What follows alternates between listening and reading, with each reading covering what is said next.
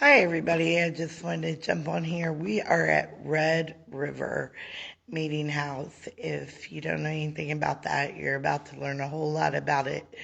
We are here with our friend Dreama. As soon as I figure out how to turn my camera around, I'm always malfunctioning when it comes to that. There we are. There she is. And she is the Red River historian. She's going to give us a history lesson. Dreama, you want to introduce yourself? Tell us a little bit about you, and then we'll get started on the lesson. Well, I'm not the historian. There's others that know a whole lot more than I do. I'm just a volunteer. My husband and I got involved with this out here when it was a homework assignment for him. And so as he did the research and everything, then he fell in love with the place, and he saw a vision of God having a camp out here for families. And so we've been doing that for over 26 years. The next one is October 13th through 15th. You're welcome to come. It's free. Just bring your stuff and your food and just stay out here on the grounds and enjoy listening to the coyotes and the cows and the owls. It's just wonderful out here. We have church services because we want to educate people on what God did here and encourage them to pray that He do it again. That's our hope right there. We're hoping that a revival will kick off again. And for what all the modern prophets are saying, that's about to occur. So we're really excited to hear, all about the history of this place and how the original revival started. Because this is a big place. I mean, it kicked off major revivals worldwide. To think that out of a little small community out in the middle of nowhere, Kentucky, played such a major part. But me and Joy were talking like on the way in here, like within 20 miles of this place, I'm trying not to cry, I get so emotional. You really begin already feeling the Holy Spirit, like God's presence in this whole area is just compounded more than anywhere else. It's amazing that the Holy Spirit, I don't want to say residue, but it's just, His presence. yes, it's amazing. Well, So we enjoy when people come up and they'll say, man, there's something different about this place. When we walk through the gate, we could feel it. And we're like, yeah, it's pretty cool. When we were Go ahead. when we were coming up here, we were praying, and I heard the words "untapped wells." So I believe that there is absolutely going to be another revival here, greater than what was here before. Yeah. Well, let me start with the lesson. James McGrady was the pastor here, but he was born in Pennsylvania, 1760, and they moved to North Carolina when he was really small, and he was a very serious child. When he grew up, he was just always very serious, and one of his uncles suggested that he become a minister. Back then, being a minister was a career. It was not something you felt called to do. So he went back to Pennsylvania to study because even though they won't admit it now, our universities were built to further the kingdom of God. And you can find that hidden on some of the walls. But anyway, he went there to study. And God was moving in his life. He went back to North Carolina and was pastoring. And one time he overheard his neighbors talking about him. And one of them said, Grady doesn't have an ounce of religion in his body. And he's like, that doesn't make sense. I know the word upside down and backwards. How can that be? How can I not have it? So instead of being insulted and beating them up or whatever, he started seeking God. And he had a day that he feels like was the day that God saved his soul. So his preaching totally changed. He changed.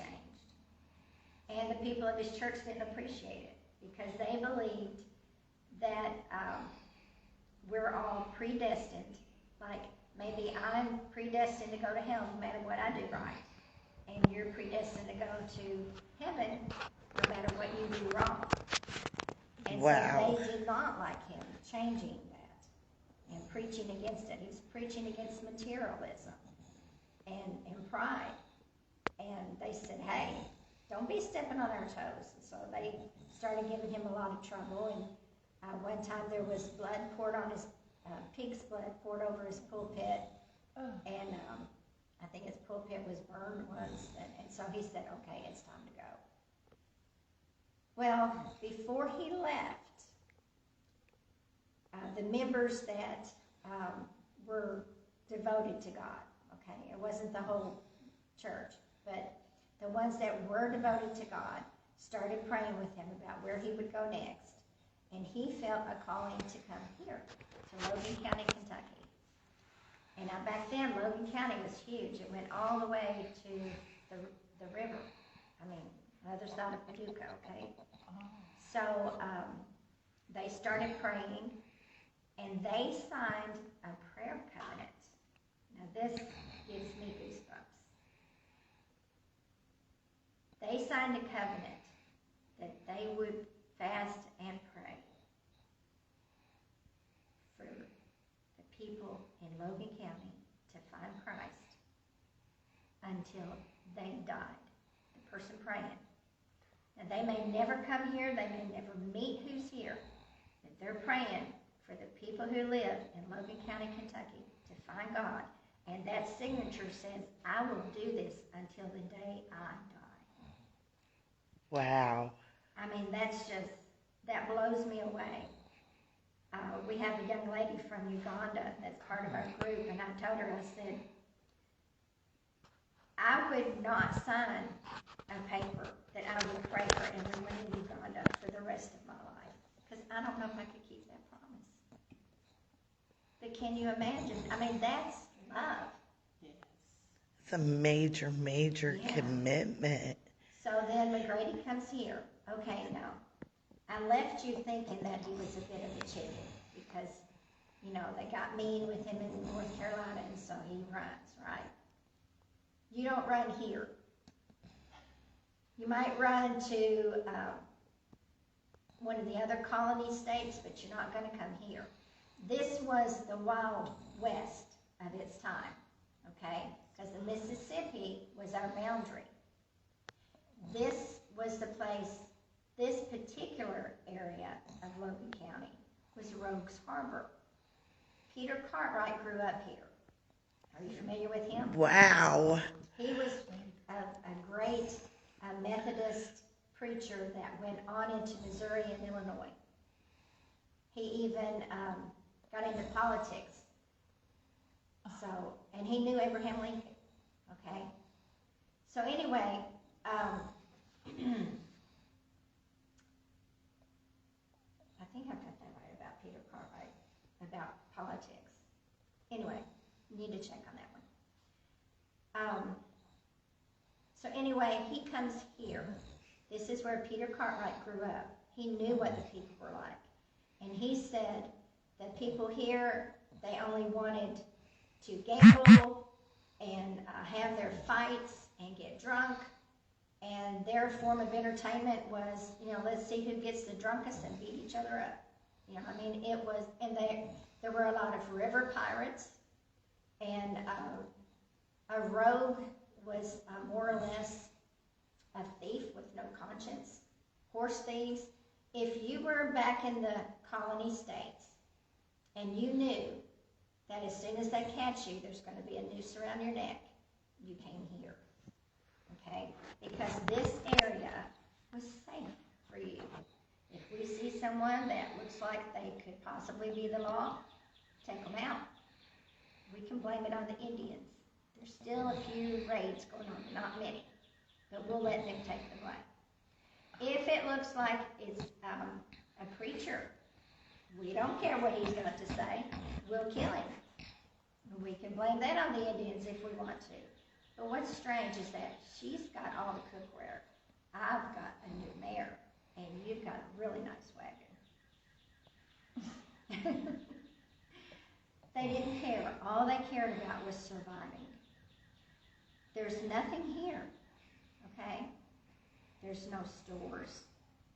Everything you do on your own. You make your own clothes. When you came here, you immediately started putting up a shelter. But not only are you putting up a shelter, but you're looking around for flax, and you're going to start making cloth, because you are going to work your clothes off, literally. And you didn't bring a bunch of clothes with you, maybe one change, because everything that could fit on that horse, you couldn't bring wagons over the mountains.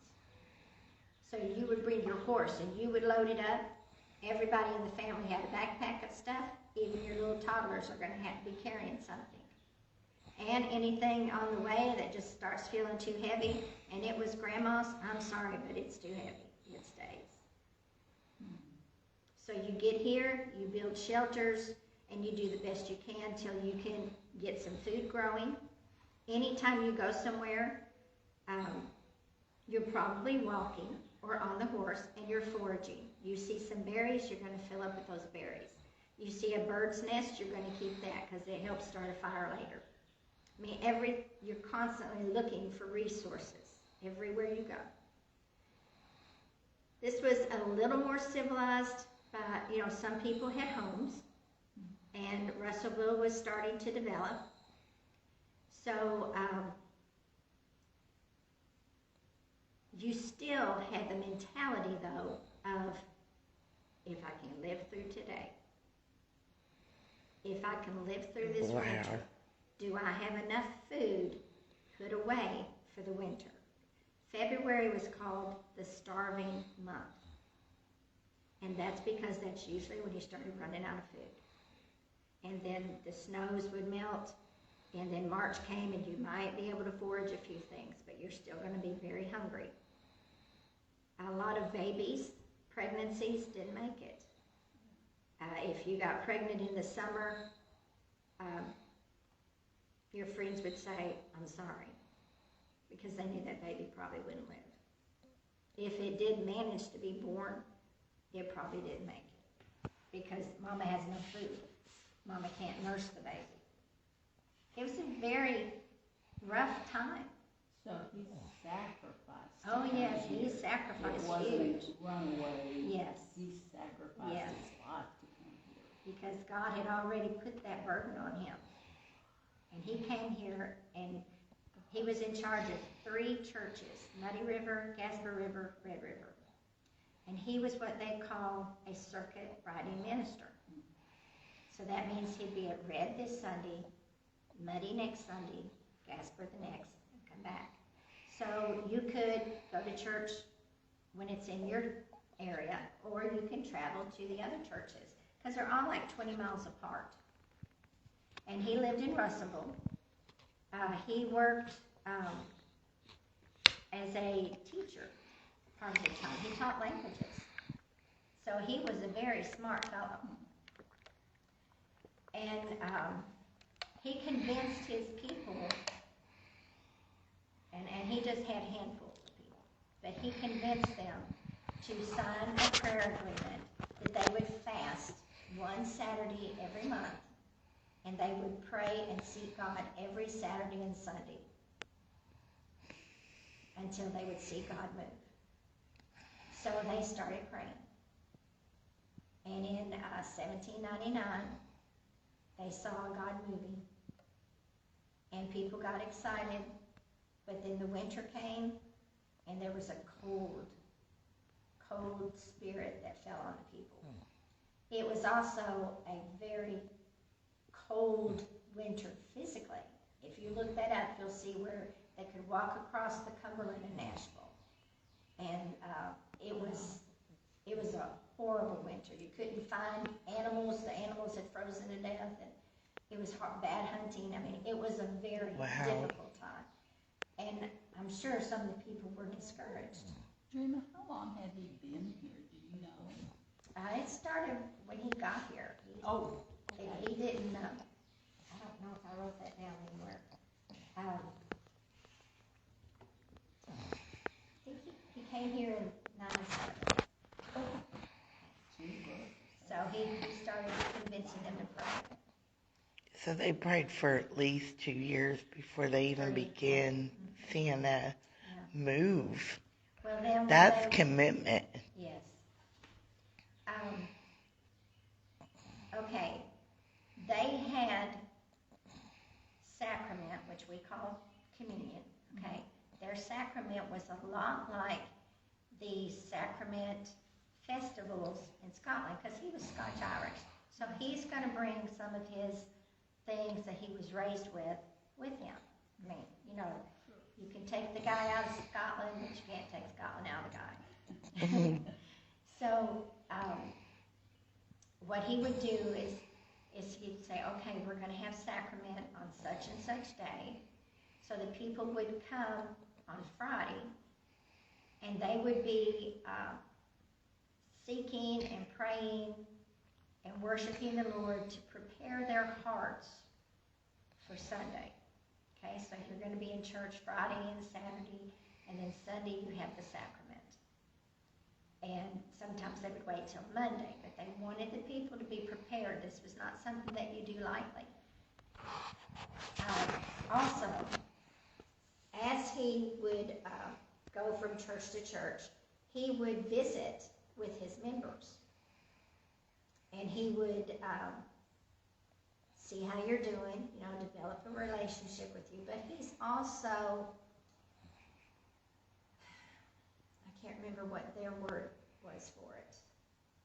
Our day and time, we would say we were being judged. But he was investigating your witness, your commitment. Discerning fruits. Yes. He would see how you react with your family, how devoted your children appear to be, how you act when you have problems on your farm. And he would also interview your neighbors. What kind of person is this over here? They go to my church. What are they like? Wow. Yes. And if you were found worthy, he would give you a token. It's just a little round thing, and usually made out of metal or something like that. And he would give you that token. Now, we didn't use a lot of money. There wasn't any money to be used. So we would barter. Like, I'd give you eggs, and maybe you could give me some pork, you know. So everything was bartering. But you've got that, and you would hold on to that until sacrament time came, which was usually in the summer. So you would make sure you did not lose that. That's the only way you can participate. You can come to the service, but in order to actually participate of the bread and the wine, you must have that token. Okay? Now, when they went to, the revival spread to Cane Ridge. Yeah.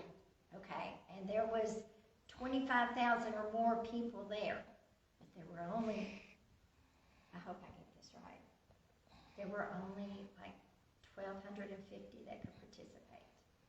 Okay, but the others were very blessed by being there, and it gave them encouragement that, hey, maybe next year I'll have a token. So what you're saying is Cane Ridge spawned from here. Oh, yes. But, and the same standards will apply to Cane Ridge. Yes. I knew the history a little bit, that Cane Ridge started from communion, but I had no idea it had that connection to it. Well, Barton Stone knew McGrady. They knew each other in Pennsylvania. So he was familiar with his preaching. Okay? And I think someone told me that he got saved under McGrady's preaching, but you might want to look that one up. Communion's very serious, and a lot of people more does. serious than we have treated it. Yes, because I know a lot of churches, they'll just let anybody, children, whatever, and the fact that they took that sacrament so serious, that's a big deal because it is serious. If you mistake in the communion, it could be detrimental to your own life personally. Well, and that would show you I need to straighten up. Mm-hmm. It was after a whole life setting. He wasn't playing around. Well, in our first years, we always thought that it was all because of the intercession. But now we see the tie to it was sacrament. Because any time that the Lord's power would fall on the people, it was when they were having sacrament. Now out here, they just had one family that had just moved here. Excuse me, I think they were from North Carolina. And then their small congregation. And the Lord fell, and no one wanted to go home. And it lasted a few more days. And then McGrady said, God is moving. So tell everybody, next month at Muddy River, we're going to have sacrament again, and tell them God's moving. So there were more people that came, and God's power fell. And then they go to Gasper River, and the power fell so much, and there were so many that came that they had to borrow linen and food and straw and all kinds of things to try to accommodate the people that came. Okay, camp meetings. If you've read about the camp meetings, people would camp. Okay, and that's what we do here in October, we camp. Well, that was purely by accident because someone came and they knew they couldn't go home because it was too far. So they just set up a little camp area. And McGrady said, that's a really good idea. Tell people they can bring their stuff and camp. And that's how it was born. I mean, it was just someone that had a good idea. And God blessed it. And then as you read the history reports, it was all over the place. Down in Texas, Missouri and Illinois, that was west. Indiana, Ohio. I mean, God was just moving and moving. So there were things that happened in the revival that people had not seen before. And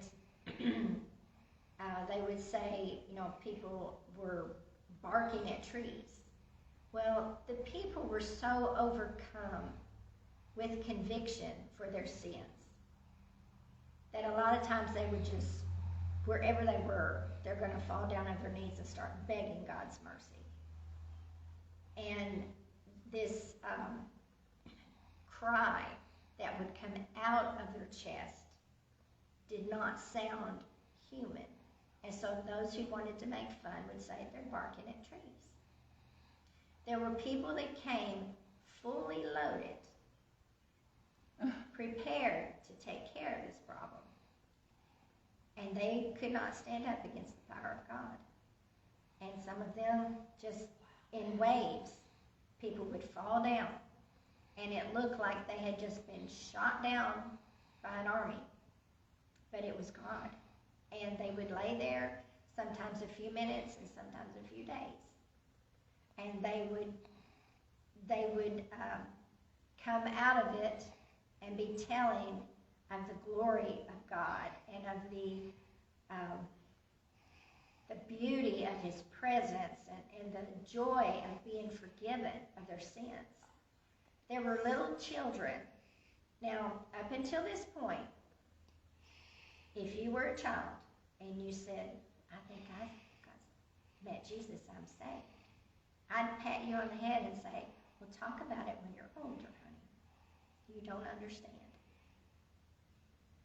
Well, if you have a 7 or an 8-year-old that climbs up in a tree and starts preaching the Word of God with anointing and power, are you going to tell that child, let's talk about it when you're older? No, you're not. that, We or have a if, thing for little children. On Facebook. or Yeah. if that child laid in the floor and appeared to be dead, and you just had to sit there and wait and cry because you couldn't get them to respond, you couldn't get them up, and you just had to wait to see if your kid was alive or dead, and then they come forth and they're beaming and they're talking about Jesus and heavenly things, are you going to argue with that child? Absolutely No, not. you are not. And plus, over half the population of Kentucky was under the age of 16. So, majority rules sometimes. Yeah. We were a baby nation. We had just finished with the Revolutionary War, the War for Independence, had not been over very long. And Kentucky was a brand new state. I mean, all this stuff was new. Our nation was in a huge recession because we had to borrow money, Spanish doubloons, to have some kind of currency in our colonies. And all the colonies had a different kind of currency, too. And so out here, there's nothing. You pay with corn if you can get it to grow. Men and women too. Yeah. Yeah. It was a rough life. Very rough. Great courage and Yes. faith. Yes. And, well, but let's not forget who was here. This was scum. Yeah. Scummy people. They're not people that you ever want to meet in the dark. You hope they don't have your address. Okay? Because they'll slit your throat and not even think about it. Just If to it take looks like whatever you you might have. have a couple of gold coins on you, your life isn't worth 10 minutes. That's just the way it was. Yeah. So God came to the very place that was hopeless in man's eyes, that had no redemption in man's eyes. That's where God came. And he said, I love these people. Logan County became known for its kindness to strangers. Logan County, we believe, was where the Southern hospitality was born. Okay? Because these people now Out of total darkness. out of total darkness, the light was turned on and they're welcoming others. Come in, come in. This county, now I live in a different county, but anytime people have needs in this county, people show up. It has amazed me how people show up in Logan County for others' needs. I mean, it is truly, they still have that love spirit. They really do. You can sense it. Yeah, but I mean, even out. Oh, yeah, that's Yes, what I meant. It's, yes. Yeah, we went, while we were waiting on you, because we got here way early, we went driving around, and you can just, it's everywhere. Well, now there was, anytime God moves, you're going to have controversy. Oh, of course. Anytime. I mean, the gospel would not have spread as far as it did if Paul and Barnabas hadn't gotten a fuss about it. Because that's what made it spread. They took separate directions.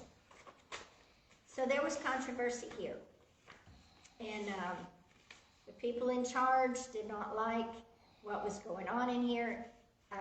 The people that worked together here in the Great Revival, 2 of them were Methodist preachers, and then McGrady was Presbyterian.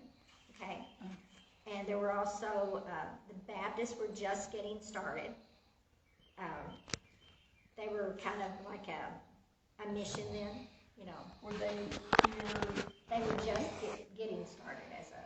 Yeah, because back then there wasn't all these multiple No, we didn't denominations. have a church on every corner. Like, you know, when America started, it was just like Quakers, and then became And the like Church of England. Protestant. Yeah. So anyway, the Presbyterian leaders did not like what was going on, and so they locked it up.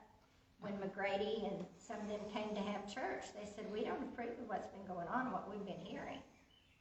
And I can't remember exactly what McGrady said, but more or less, you can't lock God out, and the lock just came undone and fell apart.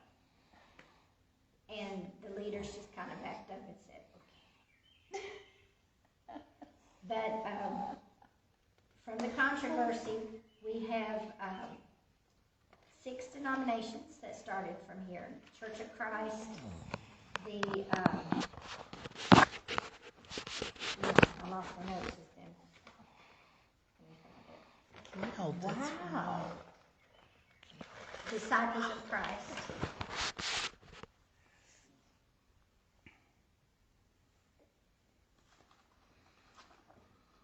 I'm sorry. That's okay. Sometimes it just falls out of my head. Compliments of a lot of birthdays.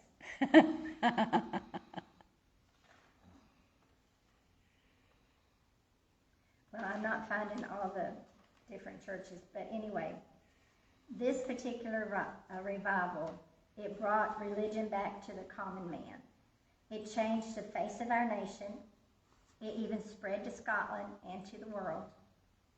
It put baby America on its feet as a nation under God. It stabilized the West. People who came through Kentucky said it was the most moral place they had ever seen. Wow. Yes. The church became a major factor against lawlessness. Foreign missions and the American Bible Society were born in a haystack at Williams College when kids pledged themselves to missions. Sunday school had already been formed, but the revival gave it the push it needed to become strong. Anti-slavery was born from this. People would bring their slaves with them because they could make sure they have something to eat between services. They can do the cooking. They can watch the children, So they brought their slaves with them.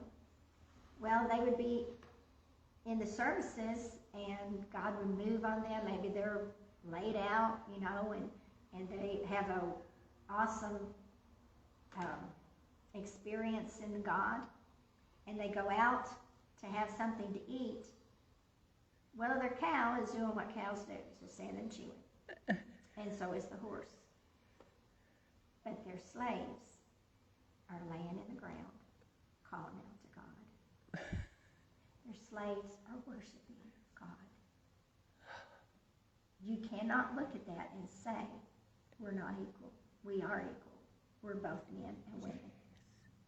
So it started. There was a guy in Ohio that after he had been changed in the revival, that he had a newspaper, and he started really putting out stuff against slavery. Barton Stone freed his slaves. And in 1818, the Presbyterians turned against slavery. Logan County is known for having the most free blacks when the war started. The Great Awakening of 1735 that was in the colonies, it dealt with unfaithfulness and skepticism. The revival happened when greed and wealth tried to take the place of God and country.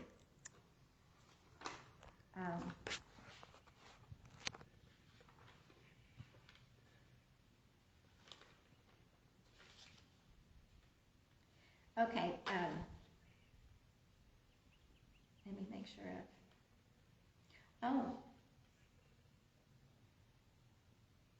the people were seeking a relationship with Christ, not just an experience. It's very important. You can have an experience and it not change you. Yes. An older man that we went to church with, he gave the best analogy of that. He said, you're walking along in life and you meet Christ. There'll be something different because you can't meet him and not change. But until you follow, you're not truly saved. Right. Faith without works is dead. Yes. Women's suffrage started from the revival, and we started treating our orphans and mentally ill different. Oh. We started having, God put compassion in our hearts. Peter Cartwright, okay, he got saved in this revival, and he lived 3 miles from here in a Darrable. Okay, now think about where he grew up. Okay, he grew up where killers, thieves, you constantly looking back to see who might be sneaking up on you or whatever. Okay, he goes out into Missouri, Illinois, and he's a circuit riding minister out there. Now, circuit riding minister had a lifespan of about 6 months. Now, he lived a lot longer than that. Many of them did. But because you're out in the weather, anything can happen. Yeah. You can get thrown off your horse and just lay there. No one's going to come and help you because you're out on these lonely roads, if there's even a road. Your horse could become lame. You can't ride him anymore. You're bad storms, snowstorms, everything. And maybe you can't find a farmhouse to go and beg for shelter. So most of them would succumb to pneumonia and things like that, okay, from being out in that weather all the time. Okay, so he goes out, that's farther west. Maybe some of our rowdy hooligans from here went out there to get away from God, they thought. So he's out there and he's preaching. And he was a dynamic preacher. In those days, it was okay, acceptable even, to heckle the preacher. Yes. Mm-hmm. And I don't mean, amen, go for it. I'm talking about heckling. You said that already. Why don't you shut up and sit down? So these two guys were really getting into it. They were having a lot of fun. And it got way past acceptable. So Peter Cartwright stopped right in the middle of his sermon and he said, "Excuse me." He went, grabbed them by their shirts, dragged them outside, whooped the tar out of them, came back in and went on preaching, never missed a beat. He was a tough dude. And you had to be. You had to be, yeah. That would definitely not be acceptable these days, No, would it? Wouldn't. The preacher would probably go to jail. But a lot of the people that came to make fun or to cause trouble, God got a hold of their hearts. Yeah. Wow. That is awesome. You cannot stand against the power of God. No, you cannot. The fact that this was the place that it was, I had no idea. No, I didn't either. And what they had to go through to actually get here, because we were talking about that, like only God could cause revival. And we were looking at it like it is right now, just how they had to come, across fields or whatever. Yeah, walk in, and I had a picture in my head, of wagons. Well, they probably didn't because you said of the mountains. Until the Cumberland had a road over it. No. But if you came from somewhere where you didn't have to cross big mountains, Yeah, you might they have did clear it, though, eventually. This was Daniel Boone's. Yeah, that's right. He was still around. Yeah, I didn't even. Yeah, he's still doing stuff. I didn't even look at it like that, where it was just mountainous. Yeah, and we often forget that. We do. Because we do have the roads, and they've cut into it. But yeah, back in the day, it would have been torrential territory. Yeah. And there wasn't, you didn't have a police station where you could call 911. You're on your own. You're on your own. Yeah. So this is what I heard out of that the key elements to this revival was fasting, prayer, a call to godliness, absolutely, and righteousness, holiness. and communion. Commitment. Yeah, commitment. That was the key. They committed their lives forever. Yeah. So it takes all those things together to get. And revival, was it Charles Finney that said, when you see things around you going bad and you know that you need revival, you draw a circle, and then you pray really hard, God, send revival to everyone in this circle. Because it starts here. Yeah, it does. does. About that this morning, about where does revival really start? And it's got to start within us, because we have to be able to make that commitment to care about others. Right. To want to, we have to feel that anguish of God, for starters. And to feel that love for other people, to even want to minister to them.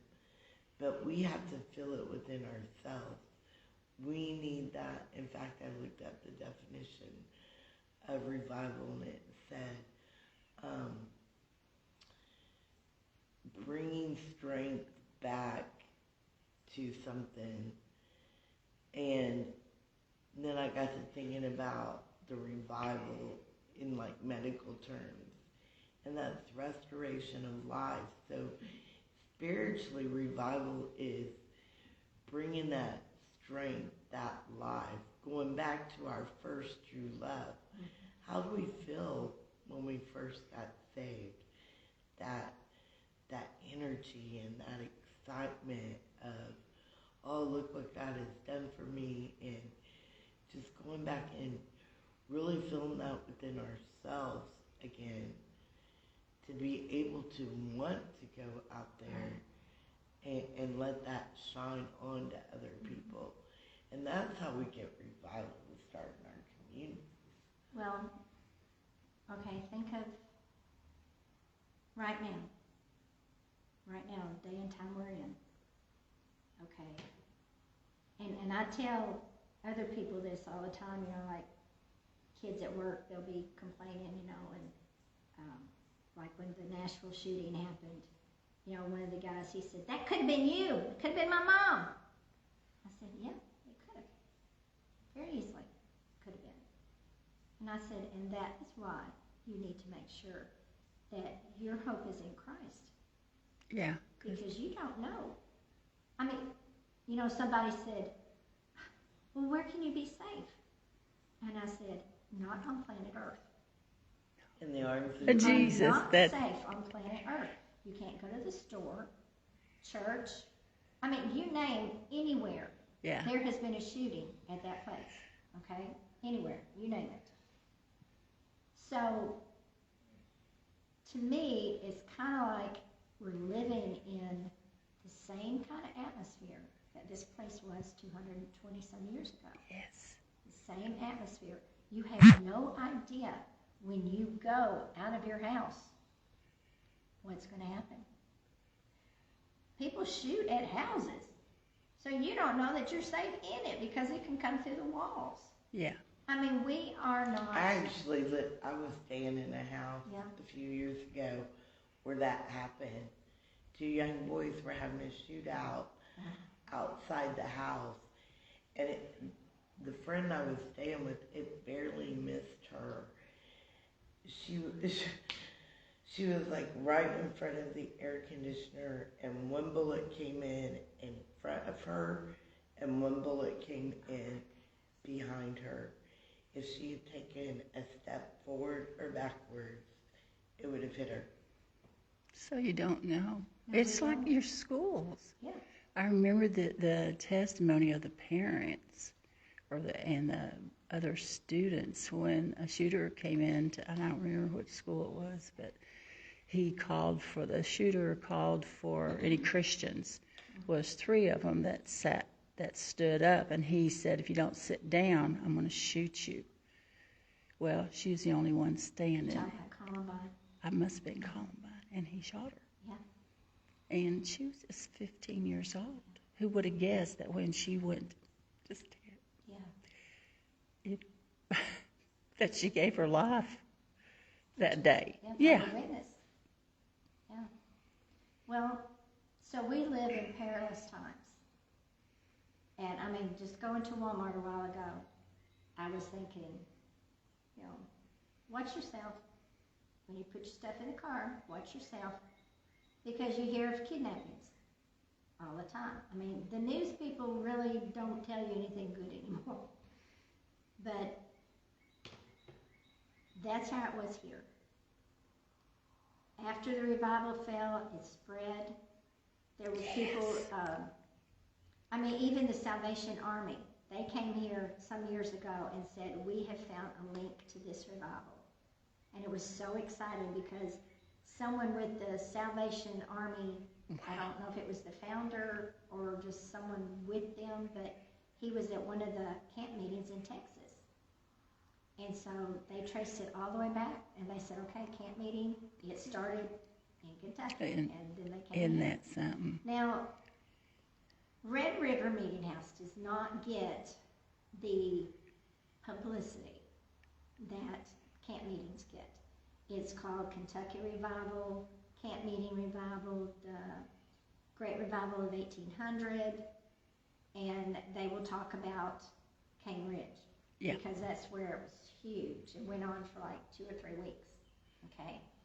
They forget the little places.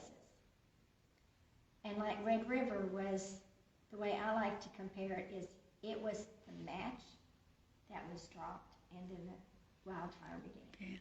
Yeah, Well, that's a all good the analogy. I modern like that. prophet is referring back to Red River.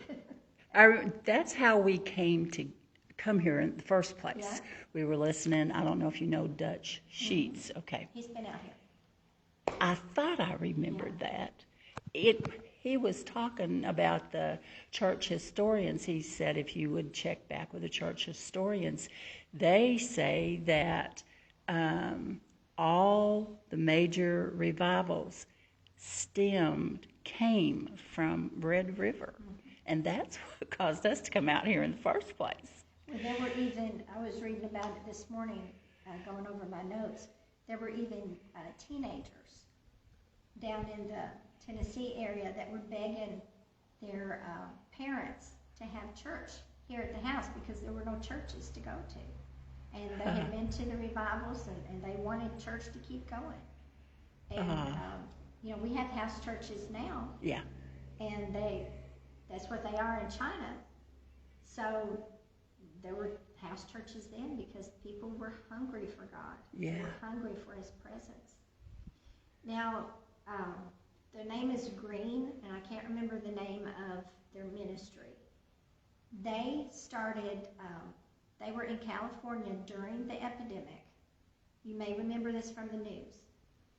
But the Lord told them, He said, just go out on the beach and start preaching and baptizing. And they thought, okay, we're not supposed to even be near people. But they obeyed.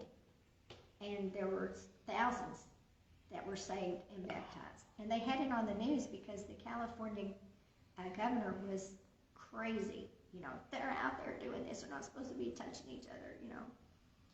And so they went to Cane Ridge, and then they came here. And I came out here, and I just sat and cried. And I've got all kinds of wonderful pictures. And I told Tommy, I said, I've seen it, honey. I've seen revival on these grounds. I can go on. I'm good. I said, Lord, let me see the revival, and I'm seeing it, you know. So, I mean, it is, and now they are in North Carolina. So I'm not sure exactly where, but I can try to get information and send it to you if you want. Oh, yes. Yeah. Wow. But isn't it kind of cool that revival came through here, and now they've got a ministry in North Carolina, and McGrady came from North Carolina for ministry here. I mean, it's circular. but we have some friends that traveled through here one time that we met. They are from Pennsylvania. It's an older couple, even older than I am. And they said that they felt like the Lord said, just open up. Just open up. So they just opened up their home. They have a barn out back. And they said, okay, we're just going to open up the barn. People can come and worship. And people just started showing up and said, is there someplace I can play my guitar or something? Yeah, out there in the barn. And it's been going on. I don't know if it's over yet or not, but it was still going when the revival was happening at Asbury. Because they called and they said, we heard about Asbury. We want to tell you what's going on here, on our farm. So they have worship in the barn, and it just keeps going and going. And I think maybe some people would stay with them because they opened up their home. And then someone said, well, we need to have prayer. And they said, okay. They set up a tent. And they said, here's the rules. You need prayer? Okay. You go in the barn and you worship. When you come out of the barn, if you still need prayer, we will pray with you. The barn is for worship. A lot of people won't need prayer after they surrender and worship. Yeah. God takes care of it. And, okay, did you see that back there? Oh, no. Okay, I want you to read that Okay. before you read it. This happened May the 6th.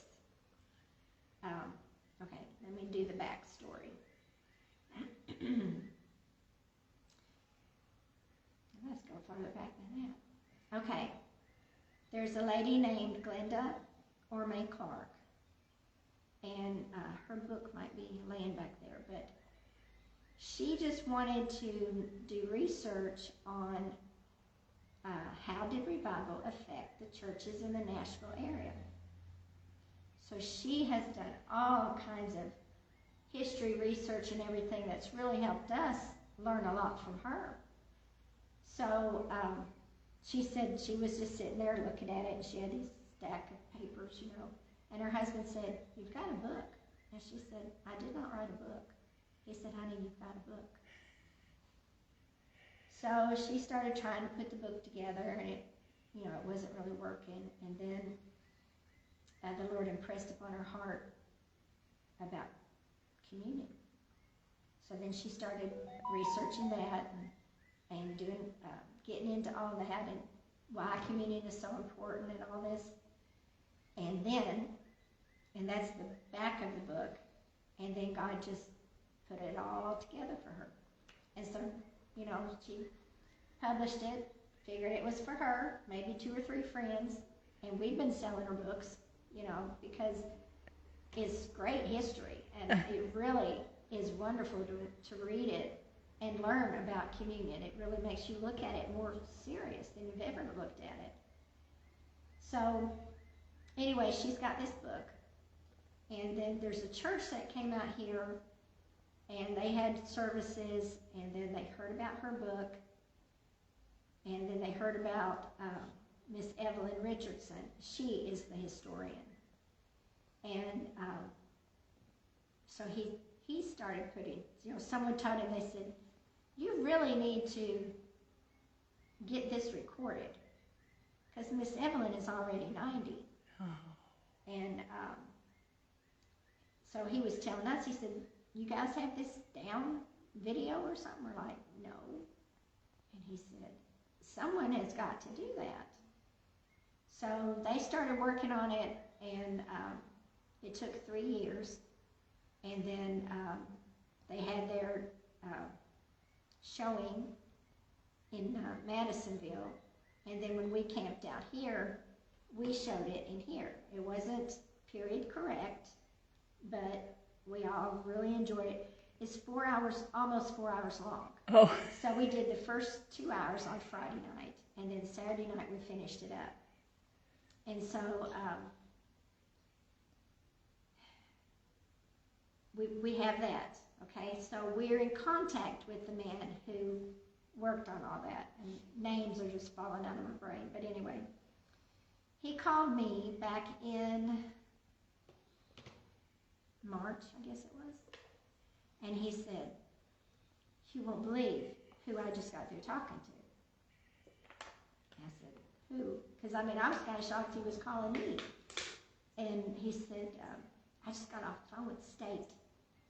And there are people from Korea that are wanting to come to the meeting house. And I thought you'd want to know." I said, "Wow." He said, "Yeah. Isn't that amazing?" I said, "That's not what amazes me." He said, "Really?" I said, "Our state officials have to admit something wonderful happened here because of God. Exactly. That's what amazes me." Woo! He said, "Yeah." So that he didn't know anything. He said, "I'll have to call you back." So then I was just, waiting and waiting. Well, May the 6th, did I write that down? Oh, see, I think I left that little paper at home. Okay, so I'll use this. That way I know. Okay. If you want to.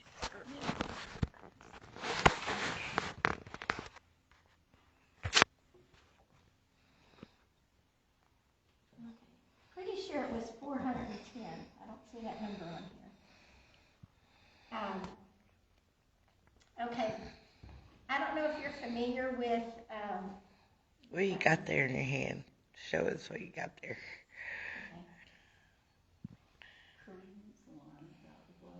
Yeah. Okay. Their pastor, Choi Hyun-soo, of the church near Seoul, Korea. Okay. They said that a man came from America 50 years ago and preached, and thousands got saved. And that his grandson or great-grandson was going to go back in this summer to preach again. And they're praying that God will save thousands and thousands again. Okay? So they called Kentucky and said, "We want to go to the places where the great revival happened." Because, all this stuff's on the internet. So the state somehow knew about that documentary. They called him, and he said, "Yes, I will show them around." Okay, they were one group out of 40 groups. Okay, there's 10 in each group, 7 to 10 in each group. And they was all over our land, from east to west, north to south. Okay? So, this one guy, he said they drew straws on where they were going to go. He was so scared he wouldn't get to come here. He really wanted to come here. But I talked to one of the ladies that could speak English. And I asked her, I said, "Why are you here?" She said, "Well, our pastor told us in March, I'm taking a group to America. We're going to pray."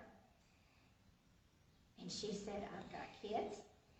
I have a job. I'm working on my doctorate. But I did what the pastor said. I went home and fasted and prayed, and God said go." And she said, "So here I am." And they all had to pay their own way.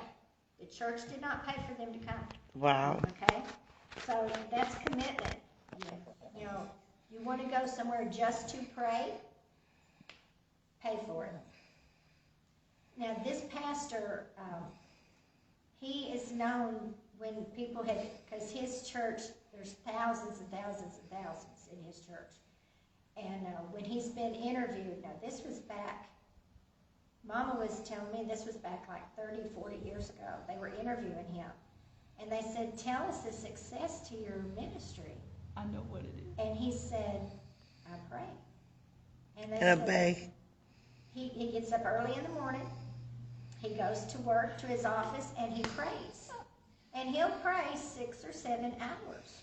Oh, young And show. there are people in his office waiting to talk to him. And while he's praying, God is working in those situations. And a lot of times when he comes out of his office, there's very few to deal with because God took care of it while he was praying. Is that who you were thinking of?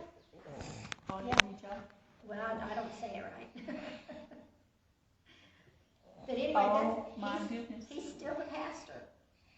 So he told them, he said, we're going to America and we're going to go just to pray for the American church to wake up and return to what she used to be. And so they came in here, and of course there were introductions and everything, but they got up and they sang a song. Of course we couldn't understand any of the words, but it was beautiful, whatever they were singing. We knew it was to the Lord. And then, now, okay, I should have studied anthropology or something like that, okay? Because the goofiest little things fascinate me. All right, in our culture, we say, well, let us pray, or let us bow, you know. Their culture, which we didn't know what was going on until the interpreter explained it to me, but, you know, he would say something, and then all of them would say, Tria, Tria, Tria. Then they'd all start praying, all at the same time, which the church I was raised in, that was normal, okay? I know churches I've been to since then, everything takes a turn. But they all pray together. And one lady at Asbury, one of the students, she called it the waterfall prayer, because when you're listening from a distance, it sounds like a waterfall. Oh. So I thought that was cool. So anyway, so then they talked a little bit and did that tree all again. So I decided they were saying Jesus. So when they'd say tree, I'd say, Jesus, Jesus. And then I'd start praying with them. Well, then after they prayed and stuff, then they got up and they said, this is about your church. So they made a circle, making sure we were part of that circle. And then we all prayed together. And then they prayed for Richard and Darlene, because that's the president and first lady of the association that takes care of this place. And Glenda was here, the one who wrote that book, and they prayed over her. And then we all went to Roy's barbecue. So on the way, I rode with the interpreter. Okay, that's a story too. The interpreter that was found for them said he would interpret when it was convenient, but he couldn't give up 4 days of his life. Well, think about it. You're in a foreign country. You can't even call down to the front desk for anything if you don't have someone that can do it for you, right? So you can't do it when it's convenient. So a friend of a friend of a friend knew of this young lady, and they called her and said, can you give up 4 days to be an interpreter for this group? Because your parents are South Korean and you can still speak it, right? And she said, yeah. So she was brought into the group, and she told me, she said, I've gotten out of going to church. And she said, I think God's really speaking to me through what's going on. Oh. So it was really cool how God was working on every individual. I mean, it was just. And when was that group here? May the 6th. This year? Yeah, they were just here, yeah. So, That's when we first went out, wasn't it? Oh my gosh. You know what our motto is for our ministry? We pray and we obey. Oh, gotta get you. okay. A lot of mysterious things have happened here, right? I know last time we were here, you were telling about how many divine appointments, like people not even know each other and show up. Like they've had sermons and church services, just people from all over end up being here at the exact same time. And it happens so much that I don't want to use the word afraid, but I don't ever want to start taking it for granted, because we're constantly coming out here, and I mean, we'll be cleaning or I mean, we don't mow because Rich does such a great job with that, but like we'll be out here working on the grounds, and run into people. And they'll say, yeah, I was here back in, April, and, this little group that we have at church, we were all in the altar praying, and we felt like God said, go to Red River. Like, it's 3 hours from here, we'll go. So we all jumped in our cars, and we got here, and when we got here, there was a group. We're from Ohio, we're from Indiana, whatever. There was a group from Tennessee, and they said the same thing happened to them at church. And that, they all met. Tell us about the motorcycle. That was, I love that. I meant to bring one of my books and I forgot. Okay. We had signed a pact, I guess a covenant, a small group of us. There were 4 couples. We had signed a covenant that, we were going to devote ourselves to this place, to help them spread the education and pray for revival, and that we were going to be caretakers here. We don't get paid for anything. We're just volunteers. So, we have a year. During that year, only one couple did not end up in the hospital. Everyone else did. And they were hit really hard with financial things. So they thought they were going to, lose their home or something. But I mean, every one of us got hit. Bam! So when we came in to have our little meeting, we more or less drug in. Our spirits were so heavy. And we're all like, oh. And Frank, he's what we call our bishop. And he said, okay, now is when we've got to decide, do we really mean what we said on those covenants, or should we tear them up and say, I'll just go work in my local church, and I'll just go do what I've been doing, and this place can take care of itself. He said, what are we going to do? Well, then we started hearing bees buzzing. What is that noise? And we peek out the door, and there's motorcycles coming up there and parking. And they just keep coming. And we're like, who's that? I thought, it's Hell's Angels that come to finish us all. And we're like, oh, they're going to kill us. There was nothing positive about it at all, because we were all so defeated. And we just thought, well, they'll just find a mess. Somebody will later, because they've come to kill us. So they come in, and they barely even acknowledged we were here. And they all go up front and start praying the waterfall type of prayer. While they're praying, our spirits are just being raised. And it was like all our problems just flew away. And we're all standing there going, what have they done? And then they get up and they're leaving, and we're like, please stay. And they said, oh, no, God told us that we had to come here this morning, but we got other things we got to do, so we got to get home. We obeyed. We got to go now. And they're gone. We're like, okay, they weren't Hell's Angels.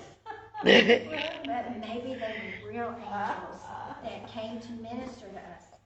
We believed that for years. Okay, that was like in 2008. And it was around pandemic time that we found out they really weren't angels. Because a lady came out here and she was talking to us. And she said, I remember seeing you guys that time our motorcycle prayer group came up here. We're like, what? Tell me about that day. And so she described it, and she said, well, y'all were in here. I don't know what y'all were doing. We just came to pray. And then we left. And I said, were you offered cheesecake? I think you had some food, but we didn't have time. And I cracked up. I said, we thought you were angels. And she said, no, we're just people. But we had believed it for 10 years, or I had. You said going live. I don't want any of my friends to say, you're the dumb one in the group.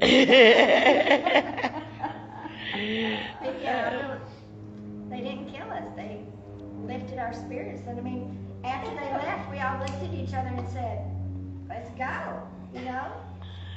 We're going to stay here and do what we feel like God wants us to do. Hi. Obedience is better than sacrifice. Come on in. We're just doing a live video. They didn't even know what they were doing. No. That is just so awesome that God is still using this place. Come on in. So you're done recording? Well, we're still recording, but You you're can turn it good. off. Okay. Wow. We're getting ready to finish up. Welcome to the meeting house. Oh, Yeah. Have you been here before? no. No? We're from California. Oh. Oh, well, Wow. maybe we want to interview you too. Yeah, well, okay, what brought you here? Because this is Nowhereville. Nissan Altima rental car. Just joking. No, our son's an airline pilot. We flew into Atlanta to visit him, and then we came up to Nashville or Knoxville to visit more relatives there. Cheryl, turning from. Oh, And now we're making our way over to Clarksville. And somehow you ran across this. Is my wife Well, Laura? I've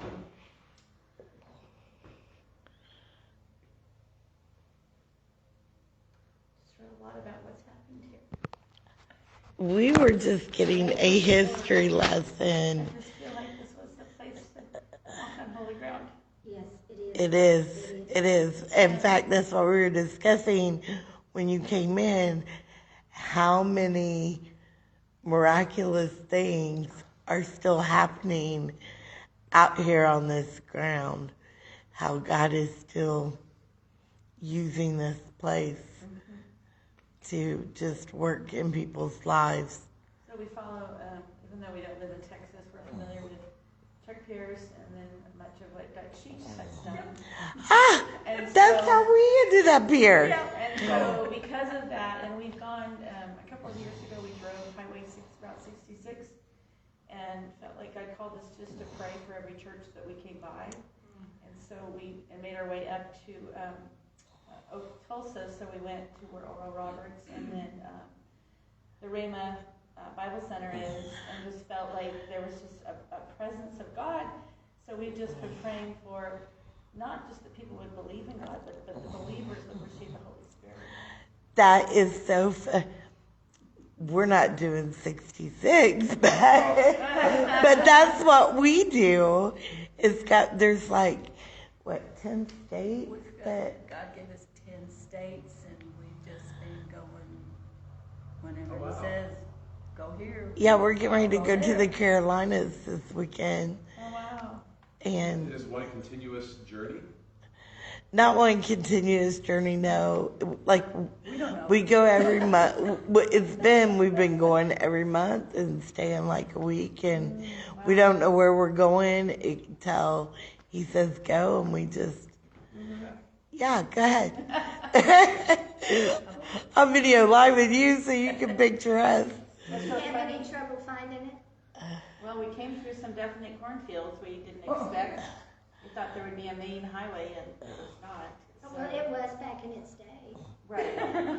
We'll give you one of our cards too before we leave, and you can get on our because we're doing this in our ministry group live, so you can get on there and watch the video later and get her history lesson. You look really No, nice it's to fun. be out on the road. So, we use GPS navigation, Google Maps, and it steered us right here. It's just amazing to think that people covered wagons.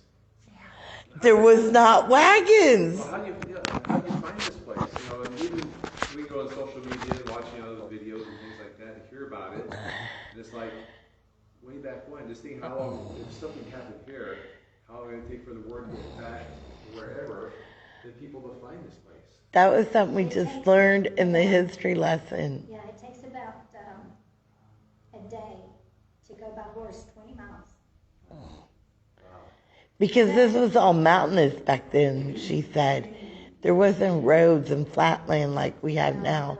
There should be one over there so you guys can sign in. So they couldn't even bring wagons. Isn't that Until they crazy? opened up the Cumberland gap.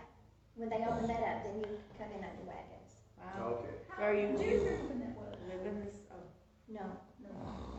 and so you live in the community here? I live in Franklin, which is in the next campus. Oh, okay. So how did you come? Did you come 65 or? Well, it's kind of funny because when we were in Knoxville, we were actually going to go to Pippa Passes, where Tom's father was born in there. Well, it would be over 100, so in the early 1900s. And we just didn't feel like we were where are we supposed to go, because we hadn't really necessarily planned to come today, but it was just like God highlighted and said, no, make your way, and here we are.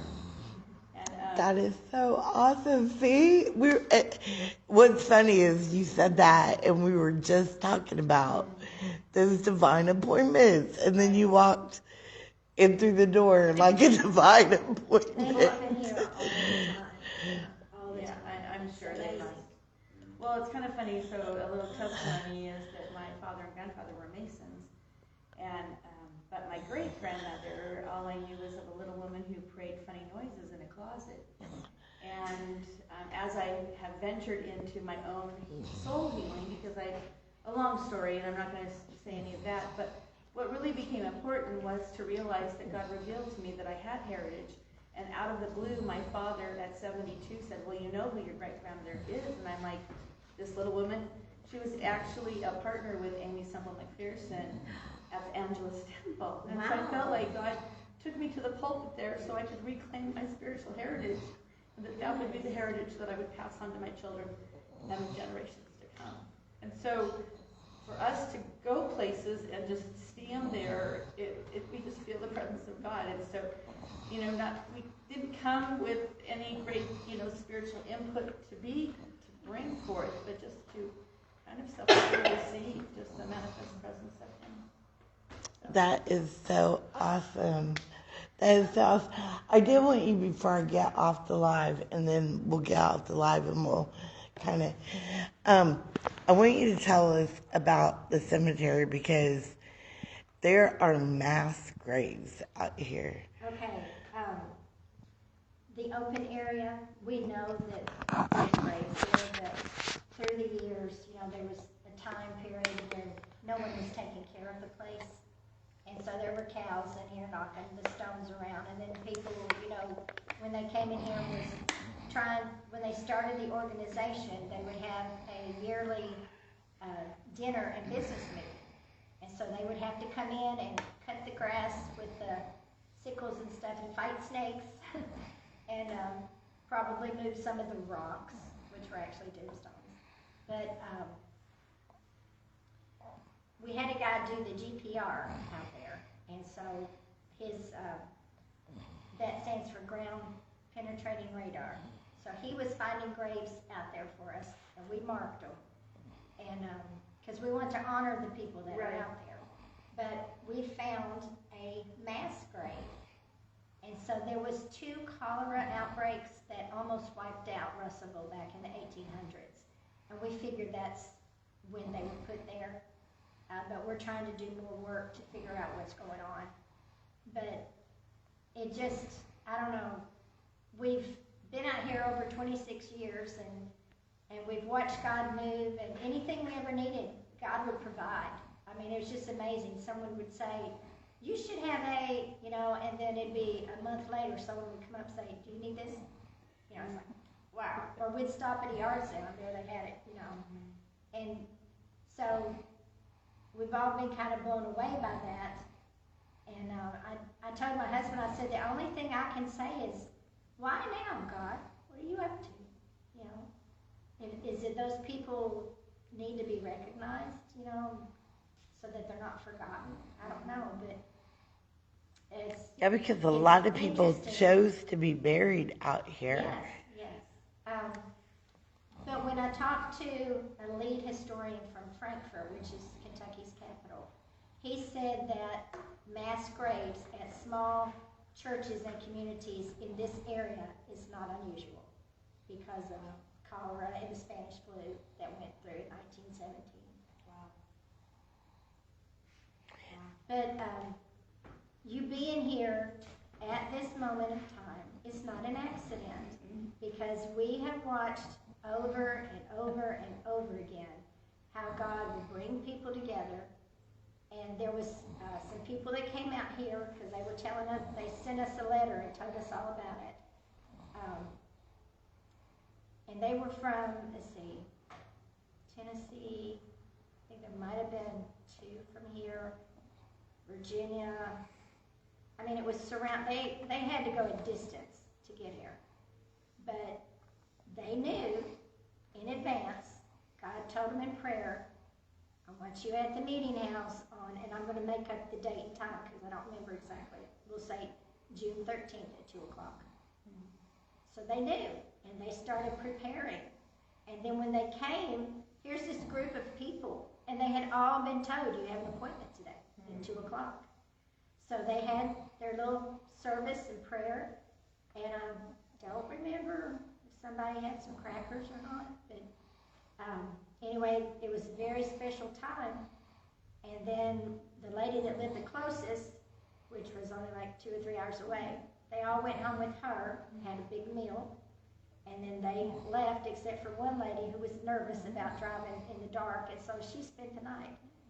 And said it was just a miraculous bonding time, and that God really gave them strength and taught them a lot about obedience, you know.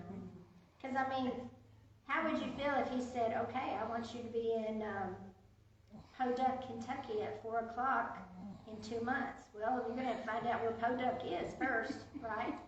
So, I mean, it's just amazing. Yes. And God does things like that out here all the time. And sometimes we're fortunate enough to hear about it, and sometimes we don't. There's a young lady that volunteers out here, and she's from Uganda. I don't want to take away from her story, but she basically had to flee from home. And she gets to New York, and she's just sitting there waiting to see what God's going to do with her. I mean, he brought her here, now what? So she ends up in the Nashville area, and then this lady that becomes family with her brings, you know, she said, okay, when we pray, the church is in Uganda 24 hours a day, okay? People are there eating, sleeping, some of them live there because it's not safe outside, and there's always someone praying and worshiping all the time. So she said, your church has locked their doors. Where are you supposed to go? And so she said, I'll take you someplace. He brought her here. I said, you probably thought she was taking you back to Africa. And she said, well, it was a long way. So she brought her here. She fell in love with the place. And then her friend died. So she would come out here all alone, and she wrestled with God because she was very upset that her friend died, you know. And so no one ever came out here when she was here struggling and wrestling with God. But then after she got over that, and she would just come here to have special time with God, then he started sending people. And then she would bless them, or they would come with a message for her. And then she finally got to meet those of us that are volunteers. And so now we've adopted her into our family.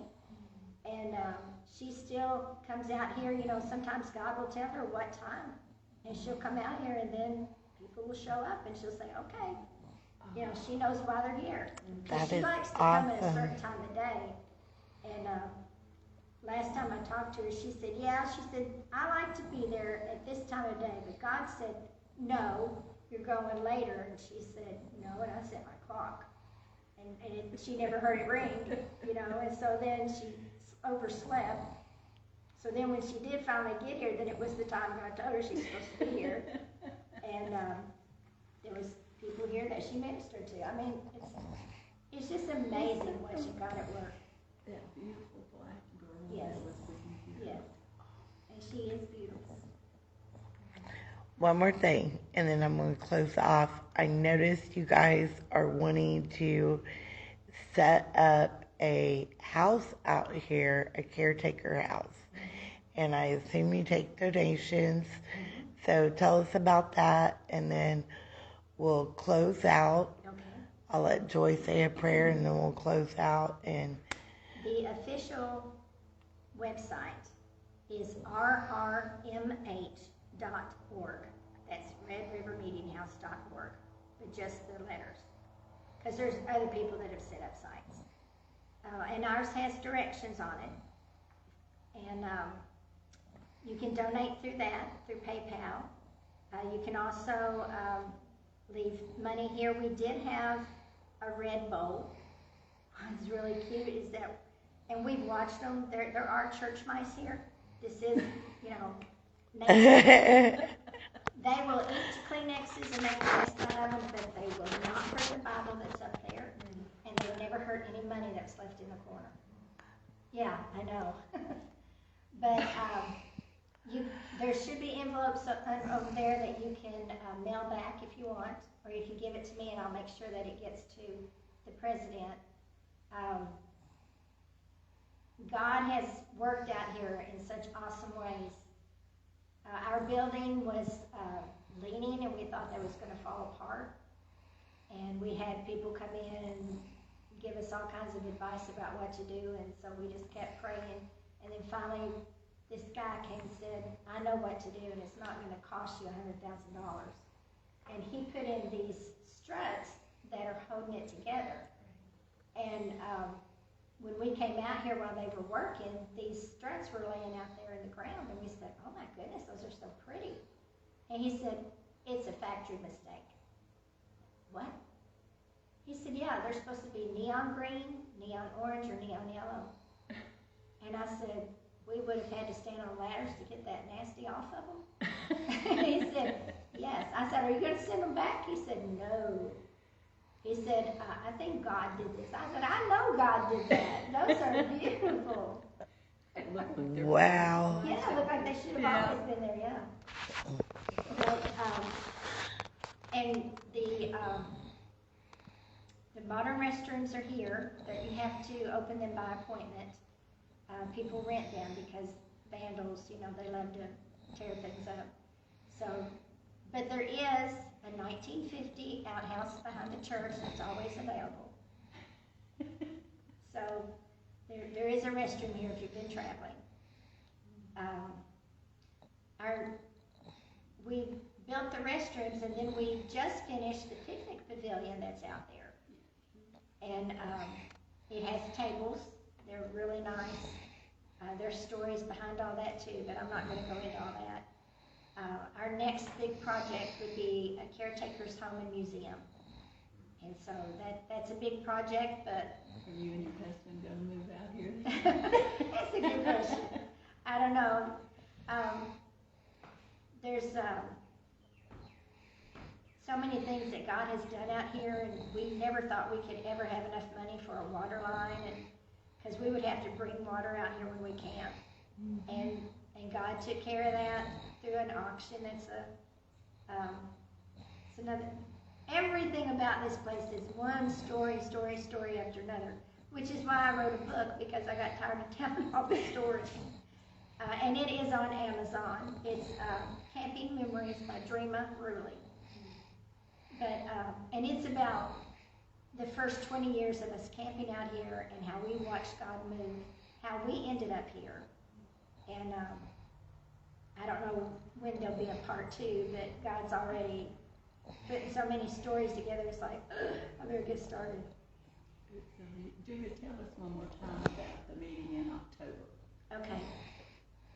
We have a camp in October. We call it camp meeting, and people come out here and set up their tents. You can set up a tent that they would have used in 1800, or you can use a modern. We even have motorhomes out here.